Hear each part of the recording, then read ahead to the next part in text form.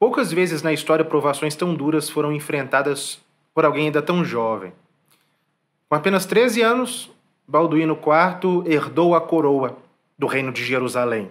O momento era bastante crítico. Quase ao mesmo tempo, os territórios muçulmanos do Egito e da Síria, que no passado viviam divididos e até mesmo lutavam entre si, foram unificados pelo hábil Saladino.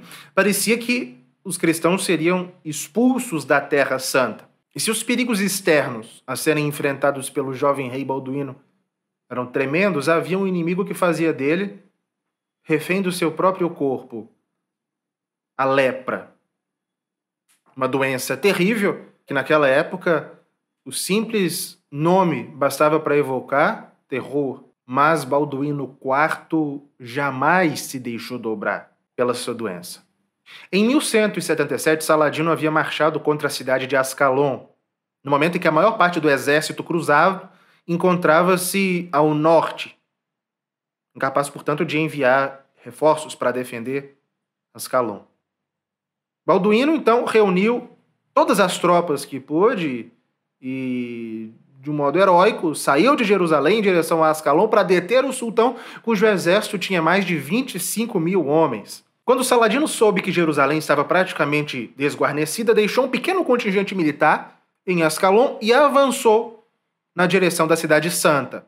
Mas em seu caminho, apareceu Balduíno, nos arredores de Monguizá. Ciente da desproporção das suas forças em relação às de Saladino, o rei leproso, então, com 16 anos, suplicou aos céus um auxílio extraordinário. O cronista Miguel Sírio escreveu, abre aspas, Deus, que faz aparecer sua força nas fraquezas, inspirou o rei enfermo. Ele desceu da sua montaria, se prostrou em face contra a terra diante da cruz e rezou, entre lágrimas. Ao ver essa cena, os corações de todos os soldados foram tocados e eles juraram sobre a cruz não recuar. Fecha aspas. O apelo não foi em vão. Na frente dos cruzados estava o rei leproso e o bispo de Belém que erguia a relíquia da verdadeira cruz. E eis que o impossível aconteceu. Aqueles 400 cavaleiros se lançaram com uma fúria heróica contra as hordas de Saladino. Os milhares de curdos, de turcos, de árabes, de sudaneses liderados pelo hábil sultão foram destroçados pelas centenas de cavaleiros do rei leproso. Com muita razão, o historiador René Grousset diz que mais bela vitória cristã nunca tinha acontecido no Levante. Fecha aspas. É uma cena impressionante. E a história nos dá a possibilidade extraordinária de contemplar, de ver o passado.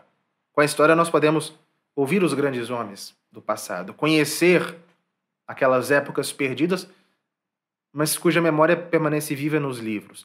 E eu quero convidar você a estudar a história da Igreja com profundidade na Escola de História da Igreja. Lá você terá uma trilha bem definida na qual percorrerá todas as épocas, desde a fundação da Igreja até os tempos mais recentes, e conhecendo, inclusive, bastante a época em que Balduíno, o leproso, viveu. Já estão disponíveis lá 42 aulas sobre a Igreja Antiga e 91 aulas sobre a Idade Média, e a história continuará. Clique no link da descrição para acessar a nossa página de matrícula. Espero você.